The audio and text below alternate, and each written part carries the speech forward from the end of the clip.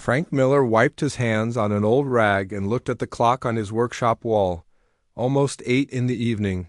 The sun was setting over the Arizona desert, painting the sky in shades of orange and purple. At 72 years old, Frank kept to a strict schedule. Dinner at 6, tinkering in the workshop until 8, then reading until bed at 10. That had been his routine for the 5 years since his wife, Betty, passed away. His workshop sat behind his small house on the edge of New Hope, Arizona. The town had a population of just under 3,000 people, and Frank knew most of them. But he preferred his own company these days, surrounded by the machines and tools. He understood better than people. Frank was about to shut down for the night when a bright light flooded through the windows. It was brighter than any car headlight or helicopter searchlight he'd ever seen. The ground shook beneath his feet. Picture frames rattled on the walls. His coffee mug vibrated across the workbench and shattered on the floor. What in the world? Frank muttered, steadying himself against his workbench. The light faded slightly, but the rumbling continued. Frank grabbed his old baseball cap and stepped outside. What he saw made him freeze in place. A massive ship hovered about 50 yards from his property. It was silver and smooth, about the size of a commercial airplane, but unlike any aircraft Frank had ever worked on during his 40 years as a spacecraft mechanic. Strange blue symbols pulsed along its hull. As Frank watched, the ship descended slowly, kicking up a cloud of dust and sand. It settled at an angle, partly buried in the desert floor. A thin trail of purple smoke rose from what looked like an engine section. Frank approached cautiously.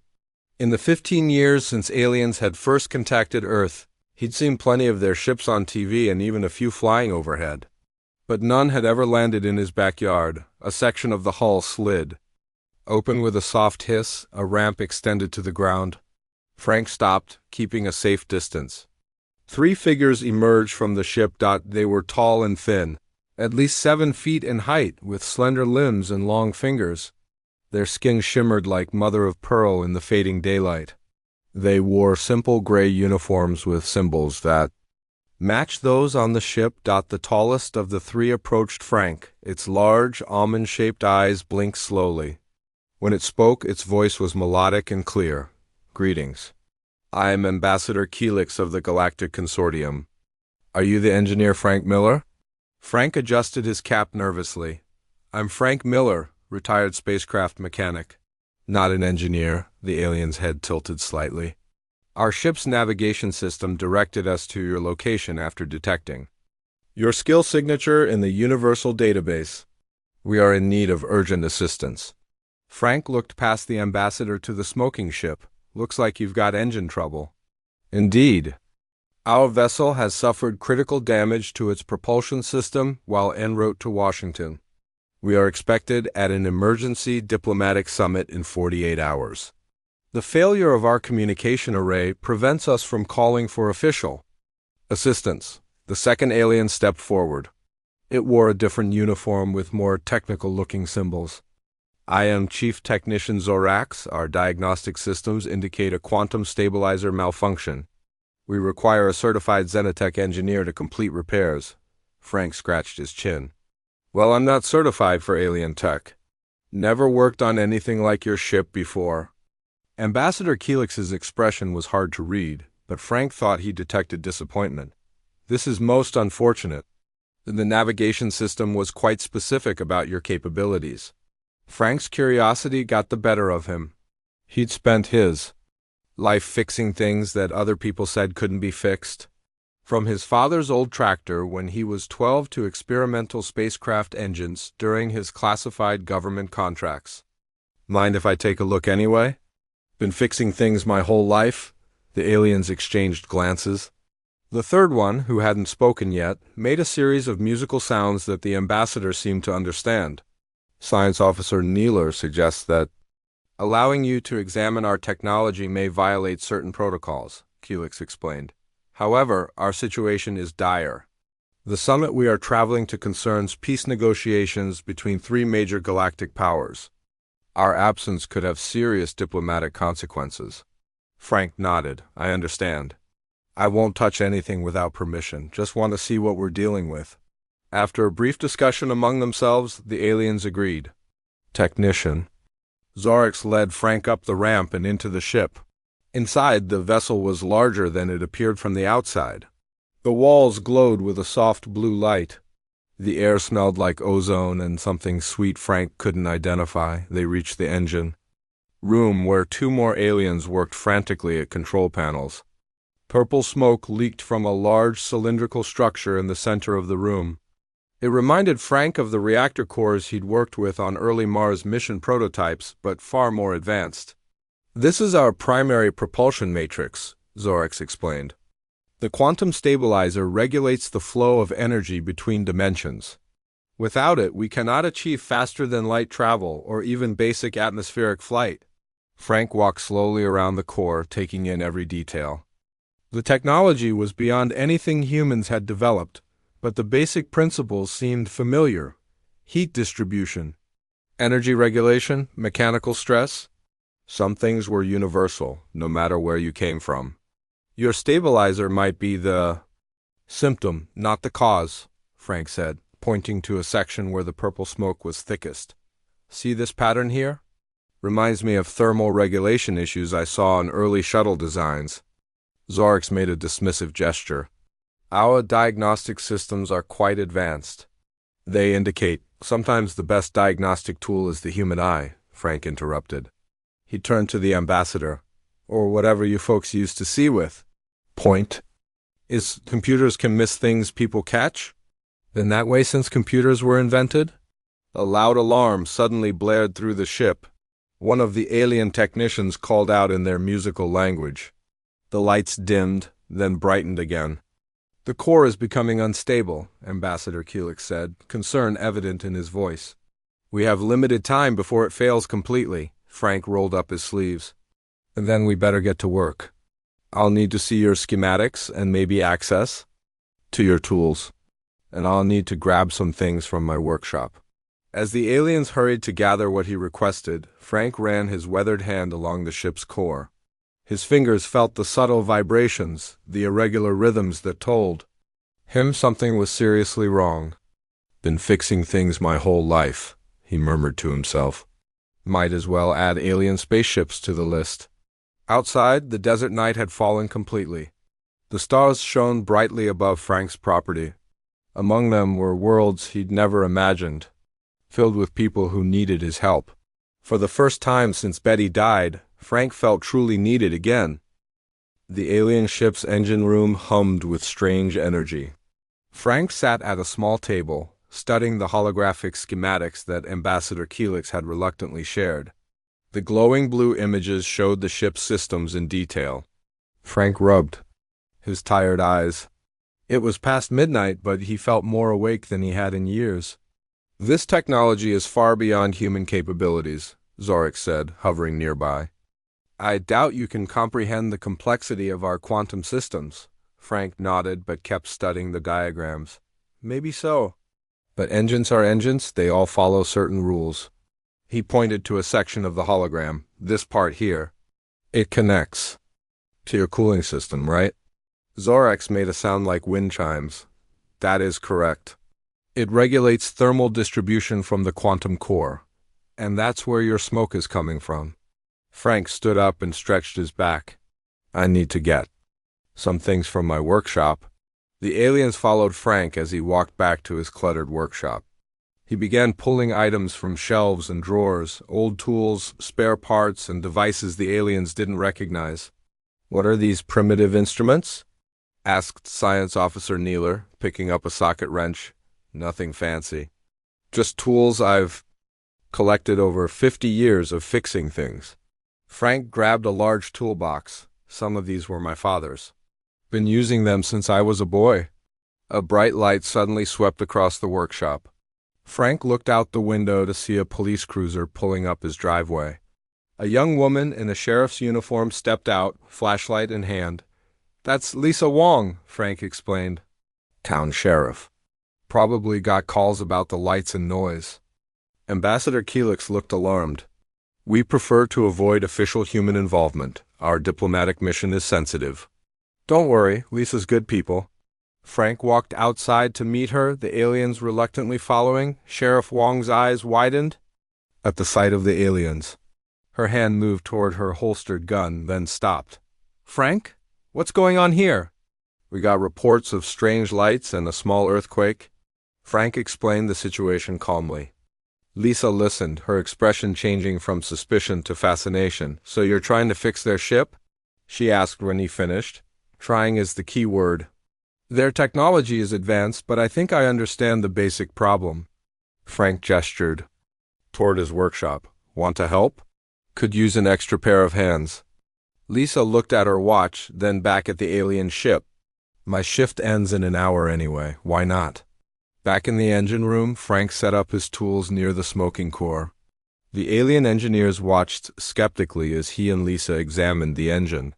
The problem isn't the quantum stabilizer like they think, Frank explained to Lisa. It's the thermal regulation system. See this pattern of degradation?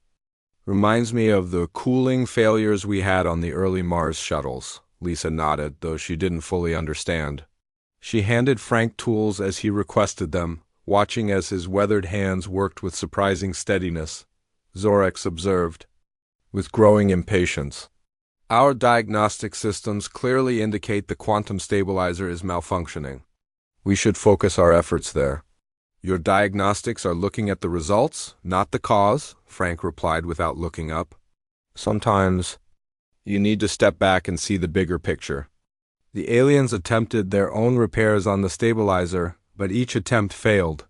After 3 hours of work, they finally turned to Frank. Perhaps we should consider your theory, Ambassador Keelix admitted. Frank smiled. Already working on it. He had created a makeshift bypass system using a combination of alien parts and components from his own collection. This should redirect the thermal load away from your critical systems. That configuration violates several engineering principles, Zorex objected, maybe by your standards. Frank connected two parts that didn't seem to belong together. But sometimes you have to break the rules to get things working again. Lisa watched in amazement as Frank worked. His hands moved with confidence, despite never having seen this technology before tonight. How do you know what to do? She asked quietly. Frank paused, considering the question. Machines speak a language. Doesn't matter if they're built on Earth or some distant planet. They tell you what's wrong if you listen right. He tightened the connection. The vibrations, the sounds, the way heat moves through the systems. It's all about paying attention. As dawn approached, Frank's bypass system was nearly complete. He had modified parts from his workshop to interface with the alien technology. Some of his solutions were crude by alien standards, but effective. This metal piece, Neeler said, examining a component Frank had installed. What is it? Carburetor from my 1967 Mustang, Frank replied. Modified it a bit. The alloy handles heat well. Zarek shook his head. Using automobile parts to repair a faster-than-light drive. Impossible. Nothing's impossible, Frank said. Just improbable. The moment of truth arrived. Frank connected the final component of his bypass system. The aliens stood back, their instruments ready to monitor the results. Here goes nothing, Frank said, and activated the system. The engine core hummed. The purple smoke thinned, then disappeared. Lights on the alien control panels changed from red to green. The ship's systems began to stabilize. It's working, Lisa said, grinning at Frank. The aliens checked their instruments in disbelief. Ambassador Keelix turned to Frank.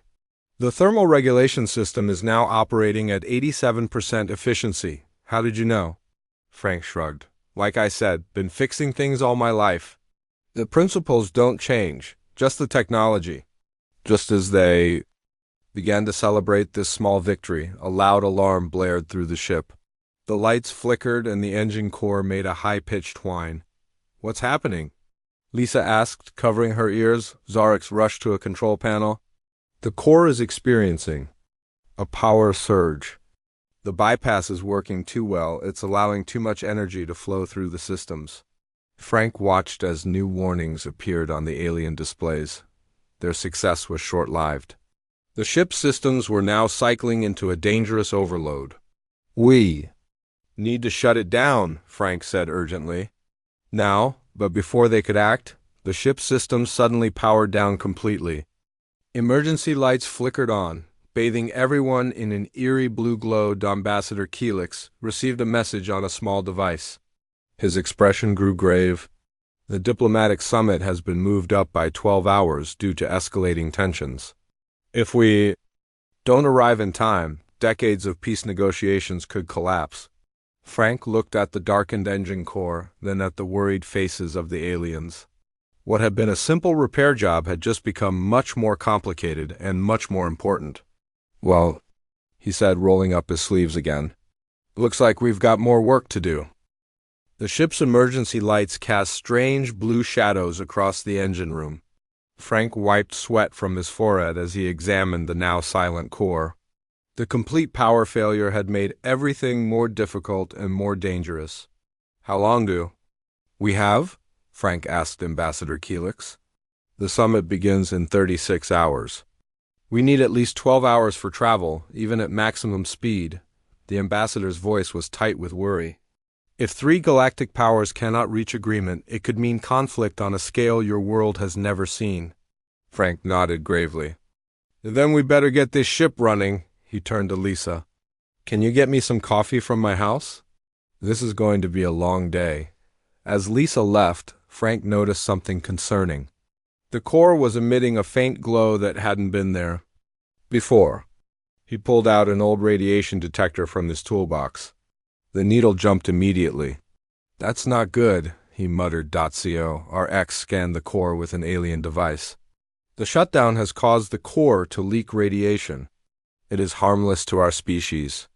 But for humans... He looked at Frank with concern.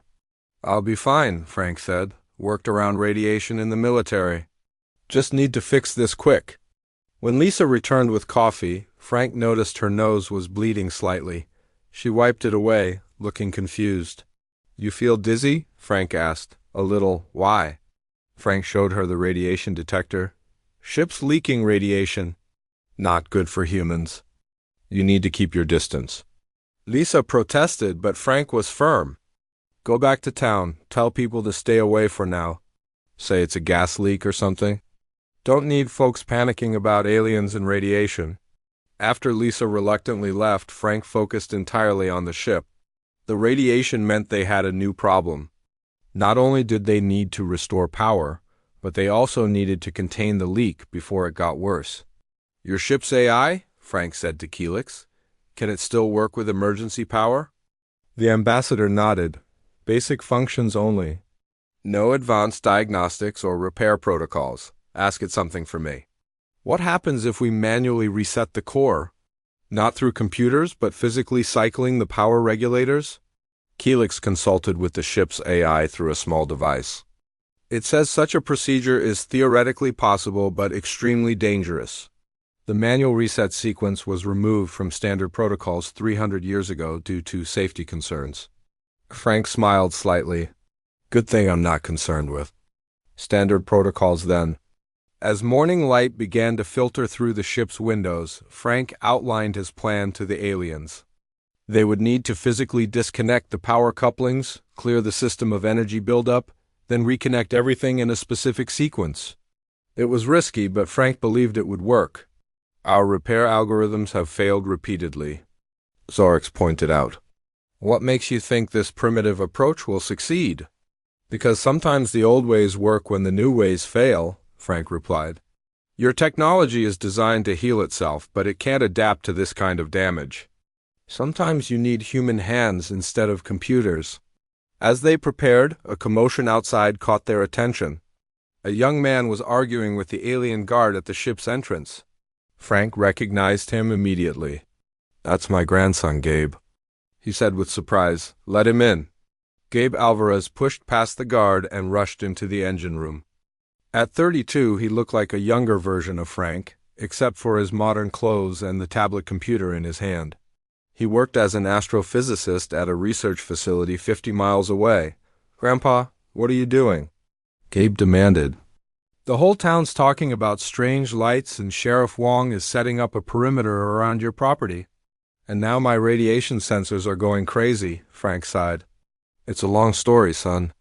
Gabe looked around at the aliens and the ship's engine room with wide eyes. I can see that. He studied the engine core, understanding dawning on his face. That's a quantum displacement drive. I've only seen theoretical models. And now it's broken in my backyard, Frank said.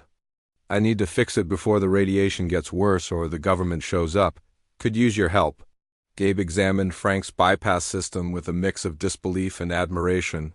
You built this? Using car parts, among other things? That's actually brilliant. Gabe studied the schematics. You're treating the quantum field like an old combustion engine cooling system. Frank nodded. Energy is energy, heat is heat. Some principles don't change, no matter how fancy the technology gets. After Frank explained his plan for a manual reset, Gabe looked concerned. That's incredibly dangerous, Grandpa. If the timing is off by even a second, the core could go critical. Then we better not be off by a second, Frank replied simply. With Gabe's help, Frank refined his plan. The young scientist's theoretical knowledge complemented Frank's practical experience. They worked together, bridging the gap between generations and between human and alien technology. As they prepared, the radiation levels slowly increased. In the distance, they could hear helicopters approaching. Government's coming, Frank said. Probably detected the radiation spike. Ambassador Keelix looked alarmed. Your authorities will quarantine us. We will miss the summit. Then we do this now, Frank said firmly. He turned to Gabe. Ready? Gabe nodded, though his face was pale. As ready as I'll ever be to manually reset an alien quantum core. Frank put a reassuring hand on his grandson's shoulder. Just like when I taught you to change the oil in your first car. Follow the steps, trust your instincts, and don't rush. The aliens watched nervously as Frank and Gabe positioned themselves at opposite sides of the engine core. Frank had mapped out the sequence on a piece of paper that now sat on the console between them. On my count, Frank said, his weathered hands hovering over the controls. 3, 2, 1. They began the reset sequence. Each step had to be performed with perfect timing. Frank worked with the steady hands of experience, while Gabe followed with the precision of scientific training. The core hummed and pulsed as they rerouted power and cleared system buffers. Halfway through the sequence, warning alarms blared. The core glowed brighter and radiation levels spiked dangerously. It's not stabilizing. Gabe shouted over the noise. Frank remained calm. Stay with the sequence. Trust the machine. The helicopters were now directly overhead. The ground around Frank's property had been evacuated. Time was running out in more ways than one. As they reached the final steps of the reset, the core's glow intensified to near blinding levels. The ship trembled. For a moment, it seemed like everything would fail catastrophically. Frank looked across at his grandson, their eyes meeting over the glowing core. Almost there, Frank said. Just one more step. The ship's core pulsed with blinding light. Frank's hands moved steadily over the controls despite the danger. Sweat ran down his face as he completed the second-to-last step of the reset sequence. Across from him, Gabe checked the readings on his tablet. Radiation levels are still climbing, Grandpa, Gabe shouted over the alarms. We need to finish this now. Frank nodded. One more connection. When I give the word, turn that blue dial all the way to the right, then immediately back to center. Outside, the sound of helicopters grew louder. Through the ship's windows, they could see military vehicles arriving at the edge of Frank's property. Men in hazmat suits were setting up equipment. Ambassador Keelix looked increasingly worried. Your government will detain us. The summit will fail. Not if we fix this first, Frank said. He positioned his hands over the final controls. Ready. Gabe, now. They moved in perfect sync. Frank pulled down 2 levers while Gabe turned the dial exactly as instructed. For a terrible moment, nothing happened. The core's light grew even brighter and the ship shuddered violently. Then suddenly the light dimmed. The alarms quieted. A soft hum replaced the dangerous whine of the core. One by one, systems throughout the ship began to power up. "We did it," Gabe said in disbelief. "The radiation levels are dropping?" Frank smiled tiredly. "Told you the old ways sometimes work best." Zorix checked the ship's diagnostics. Power is at 60% and rising. The core is stabilizing. The alien engineer looked at Frank with new respect. "Your method was unorthodox but effective."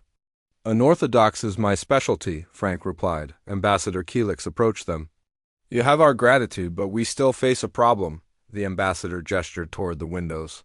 "Your military has surrounded us. We cannot depart for the summit." Frank thought for a moment. "I know some of those people. Worked with the military for decades before I retired. Let me talk to them." Outside, Colonel Patricia Daniels was directing the containment operation. She was a stern woman in her 50s who had seen many strange things in her career, but an alien ship in a civilian's backyard was a new one.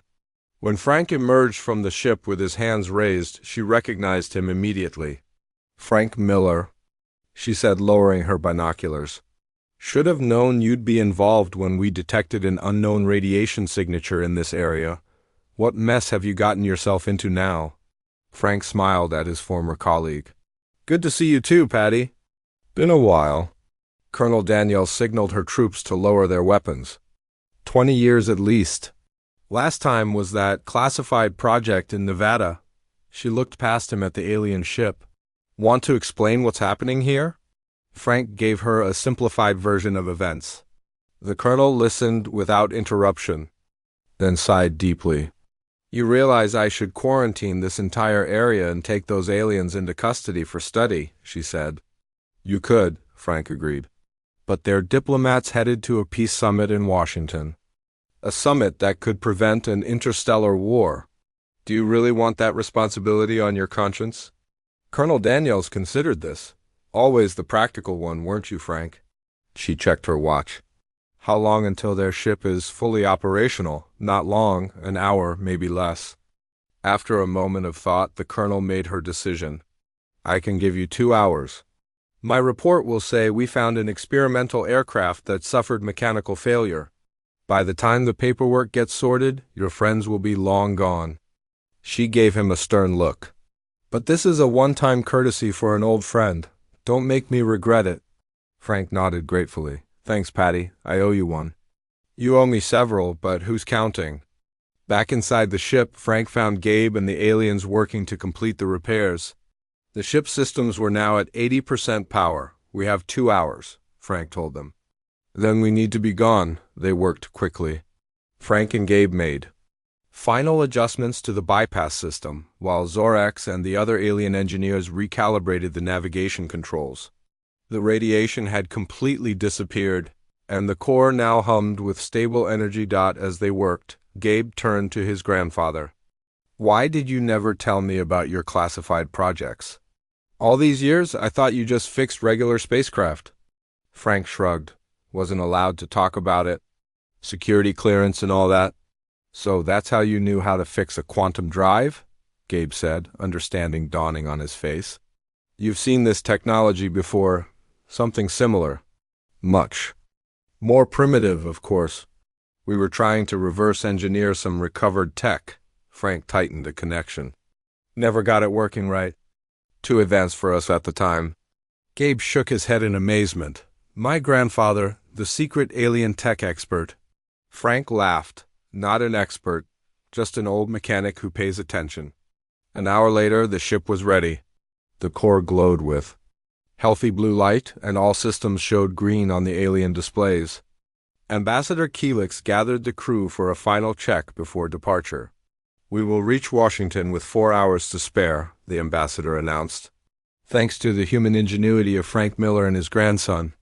Zorix approached Frank with a small device in his hand. "This is for you. A universal translator and communicator. It will allow you to contact us if needed."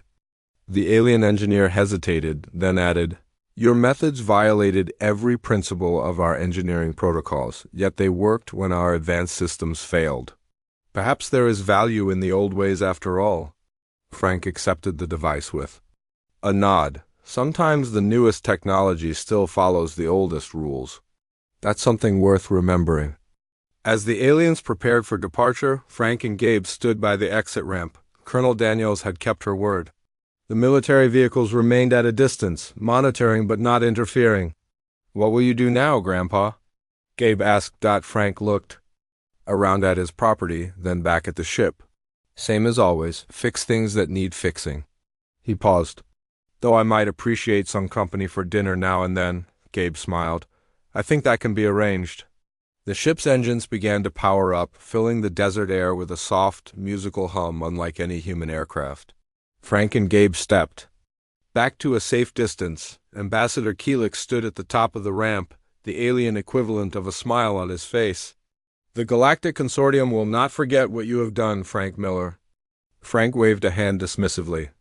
"Just doing what I've always done, fixing things that break." The ramp retracted and the ship's door sealed shut. A moment later, the vessel rose smoothly into the air, hovering briefly above Frank's workshop.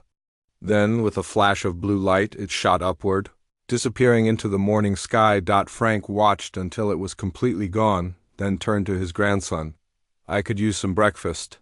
Your grandmother's pancake recipe is still the best in the galaxy."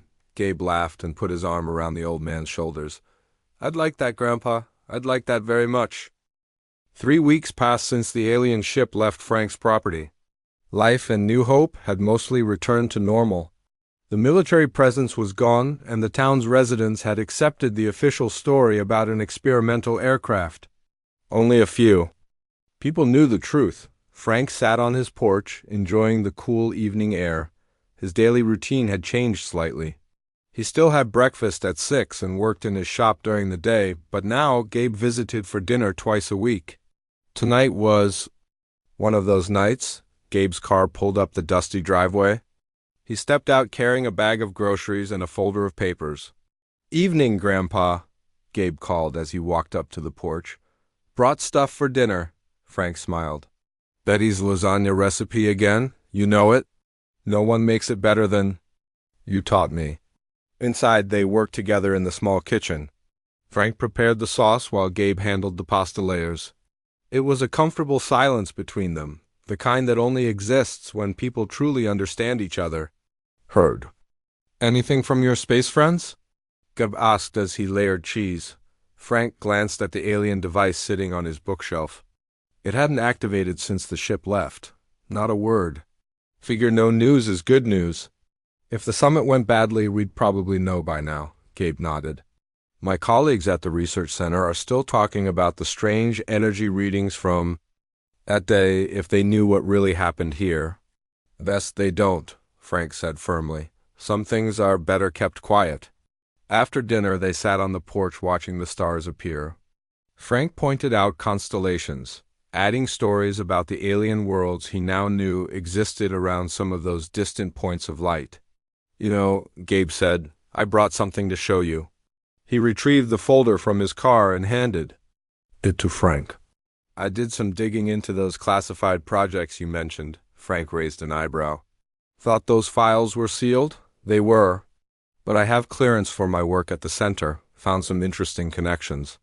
Gabe opened the folder to reveal old photographs and documents. "Project Starlight, that was yours, wasn't it?" Frank stared at the faded photos. They showed a much younger version of himself standing next to what appeared to be engine components similar to those in the alien ship. "How did you find these?" Frank asked quietly. "Wasn't easy. But after what happened here, I had questions." Gabe pointed to one photo. "This technology, it's similar to what we saw in the alien ship, but from 40 years ago," Frank sighed. "We recovered it from a crash site. Small scout ship, no survivors. Government wanted us to understand how it worked, see if we could replicate it." He closed the folder. "Never got far, too advanced for us back then. But you remembered enough to help fix their ship." "The principles stay the same. Physics doesn't change, even across the galaxy." Their conversation was interrupted by a sudden blue light from inside the house. The alien device on the bookshelf had activated, projecting a hologram into the living room. Frank and Gabe hurried inside. The hologram showed Ambassador Keelix standing in what appeared to be an elegant chamber. Frank Miller, the ambassador's voice filled the room. "I trust this message finds you well." "Well enough," Frank replied, unsure if the alien could hear him. The hologram continued. "The summit was a success. 3 galactic powers have signed a historic peace agreement, largely thanks to our timely arrival. Your assistance made this possible." The ambassador made a formal gesture. "The consortium wishes to express its gratitude." Frank waved a hand dismissively. "Just did what needed doing." To his surprise, the hologram responded. "Your modesty is noted, but your achievement deserves recognition. The repair techniques you demonstrated have been studied by our engineers. We have discovered that our reliance on automated systems has created a blind spot in our understanding." Gabe whispered, "It's a two-way communication." The ambassador continued. "Your ability to intuitively understand machinery, to feel its rhythms and needs, is a skill our civilization has nearly lost. We have become too dependent on computers and artificial intelligence." Frank nodded. "Happens to humans too. Too many young folks can't fix a flat tire without looking up a video." "Indeed. Which brings me to the purpose of this communication." The hologram expanded to show a larger view of the chamber where several other aliens stood. "The consortium proposes a cultural exchange. We wish to send young engineers to study your intuitive mechanics approach. In return, we offer to share certain technologies that may benefit Earth." Frank looked stunned. "You want me to teach alien mechanics? Not just you. We seek others with similar skills across your planet. Those who understand machines in ways our computers cannot quantify." Gabe stepped forward. "Ambassador, I'm Frank's grandson, Gabe Alvarez. I work at a research center nearby. This proposal sounds fascinating, but wouldn't it require official approval from Earth governments?" Arrangements are already being discussed with your authorities," Keelix replied. "Colonel Daniels has been most helpful in facilitating these conversations." Frank chuckled. Patty always did work fast. The ambassador's expression changed slightly, becoming more personal. "Frank Miller, regardless of official agreements, the consortium recognizes your individual contribution. You have been registered in our database as an honorary consortium repair specialist. Should you ever travel to the stars, any of our vessels will welcome your expertise." Frank didn't know what to say. After a moment, he simply nodded. "Happy to help any time." The communication ended with formal farewells. The blue light faded, leaving Frank and Gabe standing in the dimly lit living room. "Well," Gabe said after a long silence, "that's not how I expected the evening to end." Frank sat heavily in his old armchair. "Teaching aliens at my age." "Who?" "Better," Gabe sat across from him. "You saved their ship when their advanced technology couldn't. That's worth sharing." Over the next few months, Frank's quiet life transformed. His workshop became a meeting place for the first alien engineering students. With Gabe's help, he developed a curriculum that combined hands-on practice with theoretical principles. The aliens struggled at first, too dependent on their computers and scanners, but slowly they began to understand Frank's approach. Word spread through the consortium. More ships visited Earth, some bringing new students, others seeking repairs from the famous human mechanic. Frank's reputation grew across the stars. One evening, as Frank and Gabe watched a group of alien students successfully repair an old tractor engine using only basic tools, Gabe asked, "Ever regret letting them go that day? You could have kept quiet, let the military take over." Frank watched the students work, their movements becoming more confident with each task. Not for a second. "Some things are meant to be shared." He patted the pocket where he kept the alien communicator. "Besides, there are a lot of ships out there that need fixing. Someone's got to teach these youngsters how it's done." Gabe smiled. "And who better than an elderly human mechanic?" Frank nodded, a twinkle in his eye. "Exactly. Because some knowledge never gets old."